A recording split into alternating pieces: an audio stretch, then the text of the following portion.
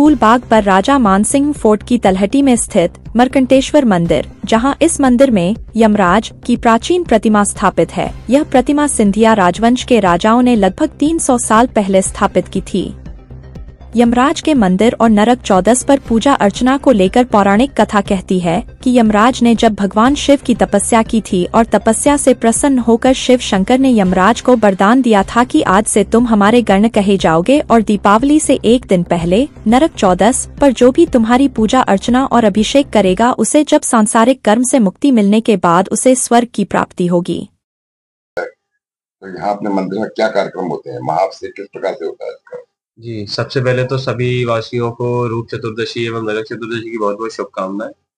और जैसा आपने पूछा है कि यहाँ विशेष क्या है और विशेष क्या पूजन होता है, जैसा कि आप जानते हैं यह यमराज, धर्मराज, शिव जी की तीनों मूर्तियां हैं जिनका विशेष पूजन है। और आज के जिनका जो विशेष पूजन होता है वो यमराज का होता है, जिसमें सुबह प्रातः काल जिसे हम ब्रह्म मुहूर्त कहते हैं उस समय इनका अभिषेक वो भी पीले सरसों के तेल से किया जाता है। फूल माला, चंदन इत्यादि इनको चढ़ाया जाता है। उसके पश्चात एक सरसों के तेल का चौमुखा दीपक लगाया जाता है। और वो दीपक लगाने के पीछे कारण ये है कि वो तेल का जो दीपक होता है वो विशेषतर लोगों को रोग इत्यादि चीजों से या भय, जो मृत्यु का भय होता है, उससे विपदा को कम करने के लिए वो दीपक लगाया जाता है। ये मार्कंडेश्वर क्या चीज है, मतलब किस प्रकार से इनका क्या हुआ था जो उसके बाद आज नरक चतुर्दशी पूजन करते हैं? जी, मार्कंडेश्वर महादेव मंदिर, अब इसके नाम से ही समझ आ रहा है, मार्कंडे धनीश्वर, जो मार्कंडे के प्रभु भगवान है वो मार्कंडेश्वर है। तो यहाँ मार्कंडेश्वर ऋषि जो थे वो शिव जी की वन में तपस्या कर रहे थे। उनकी परंतु जो आयु थी वो शिव जी की कृपा से 12 वर्ष आयु थी। जब यमदूत उनको लेने आए तो आ ही नहीं पाए।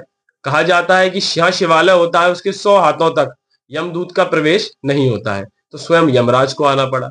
यमराज ने कहा चलो, तो मैं जाऊंगा नहीं, मैं तो पूजा कर रहा हूँ। तो उन्होंने ब्रह्मफास का जो प्रयोग है, जो ब्रह्मफास होता है, उस अस्त्र का प्रयोग किया और इनको खींचा तो उन्होंने शिवलिंग को पकड़ लिया, आलिंगन कर लिया।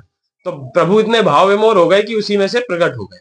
जब वो प्रकट हुए तो उन्होंने यमराज को समझाया कि अगर तुम काल हो तो मैं महाकाल हूं, मेरी आज्ञा के बिना व्यक्ति श्वास भी नहीं ले सकता, तुम तो इनको ले जाने की बात कर रहे हैं। इस प्रकार से उनको मृत्यु से वरदान दिया। इसलिए वही मृत्युंजय मंत्र का भी मार्कंडेश्वर जी ने उत्पत्ति की। इसलिए इनको मृत्यु से बचाने के लिए ये मंदिर, इसका इतिहास प्रमुख बताता है। किसने बनवाया था ये मंदिर, कितने वर्ष पुराना लगभग? अगर हम इस मंदिर की इतिहास की बात करें तो इसका कोई उल्लेख लिखित तो नहीं मिल पाता है प्रमाण में, परंतु एक अनुमानित तौर पे देखा जाए तो हमारे यहाँ 7वीं पीढ़ी है और अनुमानित तौर पे 250-300 वर्ष के लगभग इसको मंदिर को हो गया है।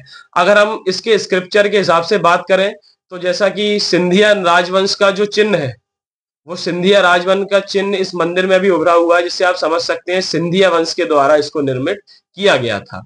हमारी जो पीढ़ियां थी वो इस पे पूजा करती हुई आ रही हैं। हमारी यहाँ 7वीं पीढ़ी है और प्रभु की कृपा ऐसी है कि इस मंदिर में जो भी व्यक्ति की कामना होती है, क्योंकि ये शिवलिंग है, ये सफेद पत्थर है, सफेद पत्थर मोक्ष प्रदायिनी होता है। तो जब किसी व्यक्ति को यदि कर्क रोग इत्यादि है या कोई भी समस्या है तो वो यहाँ का जल सेवन करता है तो उसे